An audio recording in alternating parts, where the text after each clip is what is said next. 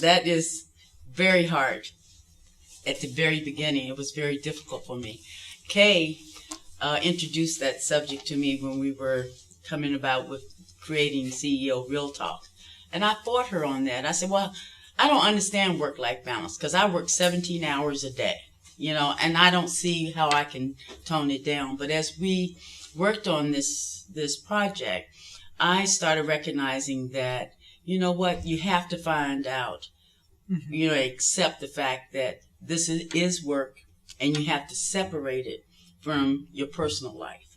And once you do that, it becomes a whole different mindset.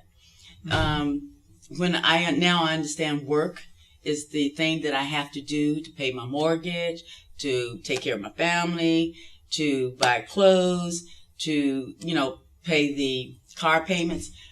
I understand that now, that's what work is. And once I realized that I can only do so much in 8 hours. So I brought my 8 hours in, and I now spend time with my family. On the weekends, we relax and have a great time. So being able to balance those two things really helped me to understand what work-life balance is. I think that was very well put. I agree 100% with Ms. Garnett here. I never really think about the concept once again. It's just something you live and do, especially as a company owner. It just becomes a part of who you are, and it's sort of integrated in your day-to-day living. So I agree. I chime in on that. Right. For me, defaulting into entrepreneurship, because again, my 24/7 company was my mother's dream that I brought to fruition for her. Coming from corporate America, you know about vacation, you know about free times, you know about fun stuff. But when you default into entrepreneurship, business ownership, and when you own the CFO position, it's a whole different animal. However, because you're working, you're the hamster in the wheel going round and round and round and round.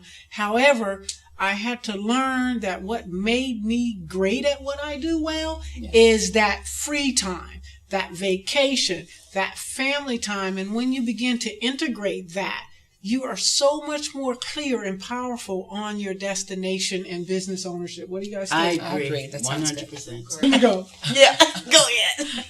The imbalance, doing too much, going too far. It's the boundaries. It's the prioritizing. Or lack of prioritizing. How about that? Yeah. That is a huge pitfall, because sometimes there's such an imbalance on what needs to take place to reach your goal, your destination, the business growth. Makes sense. Yeah, exactly. Let me tell you one thing that I learned that's hidden.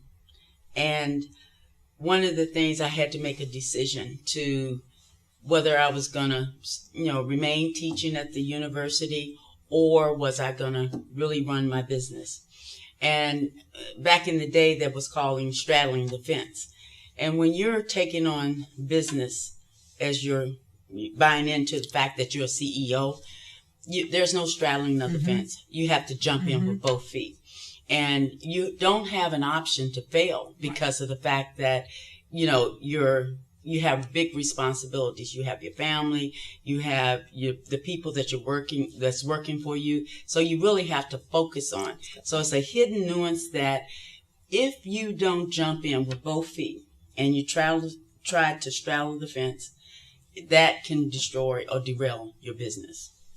Yes. I just was reminded of something. In fact, I had a conversation about this morning about when you are in business, there's something, the very nature of what we do, it's about the giving. Right. I think when you step into those positions, you just become a giver. And unfortunately, the imbalance for givers is that there's some people out there called takers. Oh, right. So naturally, giving is what we do. I mean, and so when you're challenged with the question, well, geez, when is my giving no longer giving? And I've allowed people in my space that's taking.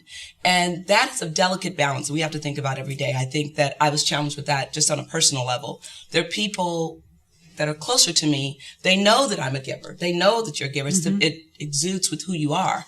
But you have to have those healthy boundaries to know where to draw the line so that your energy is not depleted and you're still free to do what you are born basically to do, give and create. Absolutely, because at the end of the day, we're really talking about whether you do business with business or do business with your heart. Yes. Emotions for women-owned businesses is one of the things that we wind up putting in front early on until the lights are almost out, or payroll is due. When payroll is due, that other person shows up and the emotion goes away because you got these people dependent on you. And if you don't pay them, they're not going to come. They're not going to show up just because you're a nice lady. Right. I mean, so that's what helps that balance, but we have to be very clear and honest with ourselves and own the position. Wouldn't you guys agree? Yeah, great. Once you become owning the position of why you're in business, then that balance really lines up. It really starts to line up.